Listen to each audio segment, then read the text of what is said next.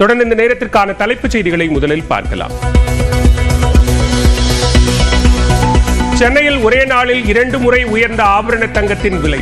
சவரனுக்கு 1440 ரூபாய் உயர்ந்து ஒரு சவரன் 66,400 என்ற புதிய உச்சத்தை தொட்டது. வரும் நிதியாண்டில் 40,000 அரசு பணியிடங்கள் நிரப்பப்படும் என பட்ஜெட்டில் அறிவிப்பு. 2,500 ஆசிரியர் பணியிடங்களை நிரப்பவும் விரைவில் அறிவிக்கை. கல்லூரி மாணவர்கள் 20 லட்சம் பேருக்கு லேப்டாப் அல்லது டேப்லெட் கணினி. கலை, பொறியியல் உட்பட அனைத்து கல்லூரிகளிலும் படிக்கும் மாணவர்களுக்கு அடுத்த 2 ஆண்டுகளில் வழங்கப்படும். எவ்வளவு நெருக்கடி வந்தாலும் இருமொழிக் கொள்கையை கைவிட மாட்டோம். பட்ஜெட் தாக்கலின் போது நிதியமைச்சர் தங்கம் தென்னரசு உறுதி. பள்ளிக்கல்வித்துறைக்கு பட்ஜெட்டில் 46,767 கோடி ரூபாய் ஒதுக்கீடு. மத்திய அரசு வழங்காத நிதியையும் தமிழ்நாடு அரசு சொந்த நிதியிலிருந்து வழங்க இருப்பதாக விளக்கம். உணவு, மளிகை பொருட்கள் டெலிவரி செய்யும் ஊழியர்களுக்கு ஸ்கூட்டர் வாங்க மானியம். 2,000 பேருக்கு தலா 20,000 ரூபாய் வழங்கப்படும். உதகை, கொடைக்கானல், மாமல்லபுரத்தில் சுற்றுலா பயணிகளை கவர ரோப் கார் வசதி. சாத்தியக்கூறுகள் குறித்து ஆய்வு செய்யப்படும் என பட்ஜெட்டில் அறிவிப்பு. தகுதியுள்ள பெண்கள் மாதம் 1000 ரூபாய் உதவித்தொகை பெற விண்ணப்பிக்க விரைவில் வாய்ப்பு. பட்ஜெட்டில் அமைச்சர் தங்கம் தென்னரசு அறிவிப்பு. ஊர்காவல் படையில் 3ஆம் பாலினத்தவர்களை சேர்க்க முடிவு. கல்லூரிகளில் படித்தால் மாதம் 1000 ரூபாய் உதவித்தொகை என்றும் அறிவிப்பு. பூந்தமல்லி, போரூர் மெட்ரோ ரயில் சேவை டிசம்பரில் தொடங்கப்படும். தாம்பரத்திலிருந்து வேளச்சேரிக்கு கிண்டி வழியாக மெட்ரோ ரயில் தடம் அமைக்க திட்டம். எல்லாருக்கும் எல்லாம் எனும் உயரிய நோக்கத்துடன் பட்ஜெட் தாக்கல் என முதலமைச்சர் மு க ஸ்டாலின் பெருமிதம். தமிழ்நாட்டின் மேம்பட்ட எதிர்கால வளர்ச்சிக்கு உறுதியான அடித்தளம் அமைத்திருக்கிறோம் என்றும் உறுதி. வெற்று அறிவிப்புகள் நிறைந்த விளம்பர பட்ஜெட் என எதிர்க்கட்சித் தலைவர் எடப்பாடி பழனிசாமி சாடல். மற்றவர்களின் திட்டங்களுக்கு திமுக அரசு ஸ்டிக்கர் ஒட்டியுள்ளதாக மத்திய இணையமைச்சர் எல் முருகன் விமர்சனம். மக்களை பற்றி கவலைப்படாமல் வெற்று காகிதத்தால் பட்டம் விடும் பாசாங்கு வேலையே தமிழக அரசின் பட்ஜெட் என தாவேக தலைவர் விஜய் விமர்சனம். 9 இடங்களில் தொழிற்பேட்டை, பெற்றோர் இழந்த குழந்தைகளுக்கு உதவித்தொகை உள்ளிட்டவற்றுக்கு வரவேற்பு. மத்திய அரசிடம் வரவேண்டிய நிதி வந்திருந்தால் தமிழ்நாட்டின் வருவாய் பற்றாக்குறை குறைந்திருக்கும். நிதித்துறை முதன்மை செயலாளர் உதயச்சந்திரன் விளக்கம். கிடைக்கும் நினைச்ச தொகை நமக்கு அந்த இது வரல. சில ஆயிரம் கோடி அதில் நமக்கு எதிர்பார்த்ததை விட குறைவாக வருது. அது வந்திருந்தா நம்முடைய வருவாய் பற்றாக்குறை இன்னும் கொஞ்சம் குறைஞ்சிருக்கும். உள்நோக்கத்தோடு ஆதாரங்கள் ஏதுமின்றி டாஸ்மாக் நிறுவனம் மீது அமலாக்கத்துறை குற்றம் சாட்டி இருப்பதாக அமைச்சர் செந்தில் பாலாஜி விளக்கம். அமலாக்கத்துறைக்கு முன்பே ஒருவர் 1000 கோடி முறைகேடு என்று கூறியதில் 1000 அர்த்தங்கள் உள்ளதாகவும் விமர்சனம். லஞ்ச ஒழிப்புத்துறை பதிவு செய்த 3 FIR அடிப்படையிலேயே டாஸ்மாக் நிறுவனத்தில் அமலாக்கத்துறை சோதனை. அமைச்சர் செந்தில் பாலாஜி குற்றச்சாட்டிற்கு அண்ணாமலை பதில். அதிமுக பொதுச் செயலாளர் எடப்பாடி பழனிசாமியை நேருக்கு நேர் சந்திக்காமல் தவிர்த்த செங்கோட்டையன். சட்டப்பேரவை வளாகத்தில் அதிமுக MLAக்களின் கூட்டத்திலும் கலந்து கொள்ளவில்லை. வரும் 28ஆம் தேதி நடைபெறுகிறது தாவேகவின் முதல் பொதுக்குழு கூட்டம். சென்னையில் நடத்துவதற்கான ஏற்பாடுகள் தீவிரம்.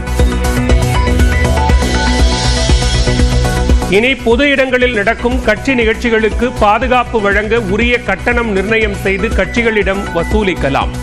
சீமானின் சாதிவாரி கணக்கெடுப்பு தொடர்பான பேரணிக்கு நிபந்தனைகளுடன் அனுமதி வழங்கிய உயர்நீதிமன்றம் உத்தரவு. மதுரை மத்திய சிறையில் பணியாற்றிய போது கைதிகளின் பொருட்களை விற்பனை செய்ததில் போலி பில் தயாரித்து பல கோடி ரூபாய் மோசடி. புதுக்கோட்டை சிறை SP ஊர்மிளா, பாளையங்கோட்டை சிறை ADSP வசந்தகண்ணன், வேலூர் சிறை நிர்வாக அதிகாரி தியாகராஜன் சஸ்பெண்ட். சென்னை நந்தம்பாக்கத்தில் முன்விரோதத்தில் இருதரப்பைச் சேர்ந்த பெண்கள் மாறி மாறி தாக்குதல். மோதலின் போது பெண் ஒருவரின் தலைமுடியை பிடித்து அதிமுக பிரமுகர் தாக்கியதாக குற்றச்சாட்டு.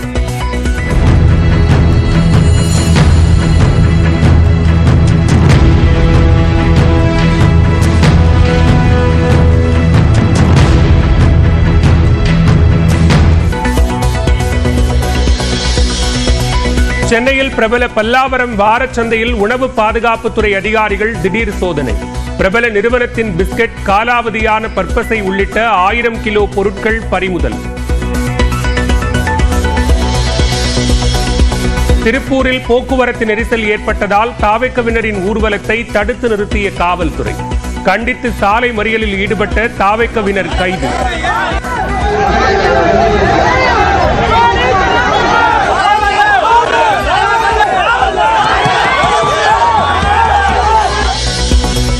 புதுக்கோட்டை மாவட்டம் ஆலங்குடி அருகே மனித ரத்தம் கலந்த சோற்றை பிசைந்து பில்லி எறியும் வினோத திருவிழா. ஆயிரக்கணக்கான பக்தர்கள் கலந்து கொண்டு தரிசனம்.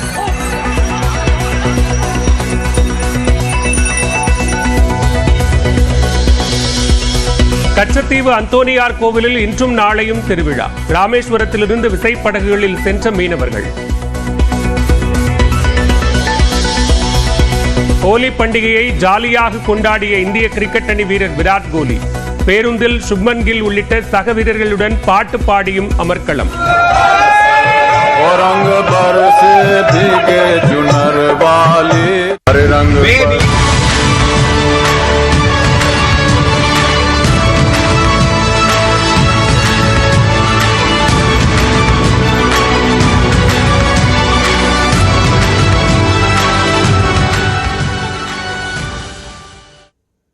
சென்னை அருகே 2000 ஏக்கரில் ஒருங்கிணைந்த புதிய நகரம் உருவாக்கப்படும் என்பன உள்ளிட்ட பல்வேறு அறிவிப்புகள் தமிழ்நாடு அரசின் பட்ஜெட்டில் இடம்பெற்றுள்ளன. 2025-26 நிதியாண்டுக்கான பட்ஜெட்டில் சென்னைக்கு பல்வேறு திட்டங்கள் அறிவிக்கப்பட்டன. அதில் மிகவும் முக்கியமானதாக பார்க்கப்படுவது சென்னைக்கு அருகே 2000 ஏக்கரில் குளோபல் சிட்டி உருவாக்கப்படும் என்ற அறிவிப்பு. சென்னைக்கு அருகே ஒரு புதிய நகரம் சுமார் 2000 ஏக்கர் பரப்பளவில் உருவாக்கப்படும். தகவல் தொழில்நுட்ப பூங்காக்கள், நிதிநுட்ப வணிக மண்டலங்கள், ஆராய்ச்சி மற்றும் மேம்பாட்டு மையங்கள், உயர் தொழில்நுட்ப நிறுவனங்கள், வங்கி மற்றும் காப்பீட்டு நிறுவனங்கள், வணிக வளாகங்கள், வர்த்தக மையங்கள், மாநாட்டுக் கூடங்கள் மட்டுமின்றி அரசு மற்றும் தனியார் துறையின் மூலம் கல்வி மற்றும் சுகாதார சேவைகள் அளிக்கும் நிறுவனங்களும் இந்நகரத்தில் அமைக்கப்படும். சமூகத்தின் உயர் வருவாய் கொண்ட வகுப்பினர், மத்தியதர வகுப்பினர் மற்றும் குறைந்த வருவாய் கொண்ட வகுப்பினர் என அனைவருக்குமான வீட்டு வசதிகள் நிறைந்த பன்னடுக்கு கட்டடங்கள் கொண்டதாக இந்த நகரம் அமையும். இந்த குளோபல் சிட்டியில் தகவல் தொழில்நுட்ப பூங்கா, உயர் தொழில்நுட்ப நிறுவனங்கள் உள்ளிட்டவை இடம்பெறும் என்றும், சென்னையை புதிய நகருடன் இணைக்க உரிய சாலை, விரைவு பேருந்துகள், மெட்ரோ ரயில் திட்ட விரிவாக்கம் உருவாக்கப்படும் என்றும் நிதியமைச்சர் தங்கம் தென்னரசு அறிவித்தார். புதிய நகரத்தை உருவாக்கும் முதற்கட்ட பணிகளை டிட்கோ விரைவில் தொடங்கும் என்றும் அமைச்சர் தெரிவித்தார். மேலும் சென்னை வேளச்சேரி பிரதான சாலையிலிருந்து குருநானக் கல்லூரி வரை மேம்பாலம் கட்டப்படும் என பட்ஜெட்டில் தெரிவிக்கப்பட்டுள்ளது. வேளச்சேரி, கிண்டி உள்ளிட்ட பகுதிகளில் வசிக்கும் சுமார் 7 லட்சம் மக்கள் பயன்பெறும் வகையில் வேளச்சேரி பிரதான சாலையிலிருந்து குருநானக் கல்லூரி சந்திப்பு வரை 3 கிலோமீட்டர் நீளத்திற்கு ஒரு மேம்பாலம் 310 கோடி ரூபாய் மதிப்பீட்டிலும், அதேபோன்று ரயில்வே துறையுடன் இணைந்து கொருக்குப்பேட்டை ரயில்வே மேம்பாலம் சுமார் 1 லட்சத்திற்கும் மேற்பட்ட அப்பகுதி மக்கள் பயன்பெறும் வகையில் 70 கோடி ரூபாய் மதிப்பீட்டில் பெருநகர சென்னை மாநகராட்சி சார்பில் அமைக்கப்படும். சென்னையில் கிழக்கு கடற்கரை சாலையில் திருவான்மையூரிலிருந்து உத்தண்டி வரை 2100 கோடி ரூபாயில் மாநில நெடுஞ்சாலைகள் ஆணையத்தின் மூலம் 4 வழித்தட உயர்மட்ட சாலை அமைக்கப்படும் என்றும் அறிவிக்கப்பட்டுள்ளது. பருவநிலை மாற்றத்திலிருந்து மீட்கும் தன்மையுடைய 7 மழைநீர் உறிஞ்சும் பல்லுயிர் பூங்காக்கள் சென்னையில் 88 கோடி ரூபாய் செலவில் அமைக்கப்படும் என்றும் தங்கம் தென்னரசு அறிவித்தார். சென்னையில் சீராக குடிநீர் விநியோகம் செய்ய 2423 கோடி ரூபாயில் முதன்மை சுற்றுக்குழாய் திட்டம் தொடங்கப்படும் என்றும், இத்திட்டத்தின் மூலம் நீர் பகிர்மான நிலையங்களும் இணைக்கப்படும் அமைக்கப்படும் என்றும் அமைச்சர் அறிவித்தார். மேலும் திருப்போரூர் வட்டத்தில் அரசுக்கு சொந்தமான 4375 ஏக்கர் இடத்தில் சுமார் 1.6 டிஎம்சி கொள்ளளவில் ஆண்டுக்கு 2.25 டிஎம்சி அளவிற்கு வெள்ள நீரை சேமிக்கும் வகையில் 350 கோடி ரூபாய் செலவில் சென்னையின் 6வது நீர்த்தேக்கம் அமைக்கப்படும் என அறிவிக்கப்பட்டுள்ளது. 100 கோடி ரூபாயில் சென்னை அறிவியல் மையம் உருவாக்கப்படும் என்றும் பட்ஜெட்டில் அறிவிக்கப்பட்டுள்ளது. பெருகி வரும் நகரமயமாதலில் மிக முக்கியமான தேவையாக பேருந்து, புறநகர் ரயில்கள் மற்றும் மெட்ரோ ரயில் போக்குவரத்து போன்ற பல்வேறு வசதிகளை ஒருங்கிணைக்கும் முனையங்கள் முக்கிய பங்காற்றுவதாக கூறிய தங்கம் தென்னரசு, அந்த வகையில் கிண்டியில் 50 கோடி ரூபாய் மதிப்பீட்டில் பயணியருக்கு தேவையான அனைத்து நவீன வசதிகளுடன் பன்முக போக்குவரத்து முனையம் அமைக்கப்படும் என்று தெரிவித்தார். இதேபோன்று சென்னை வண்ணாரப்பேட்டை பகுதியிலும் 50 கோடி ரூபாயில் பன்முக போக்குவரத்து முனையம் அமைக்கப்படும் என்றும் தங்கம் தென்னரசு அறிவித்தார்.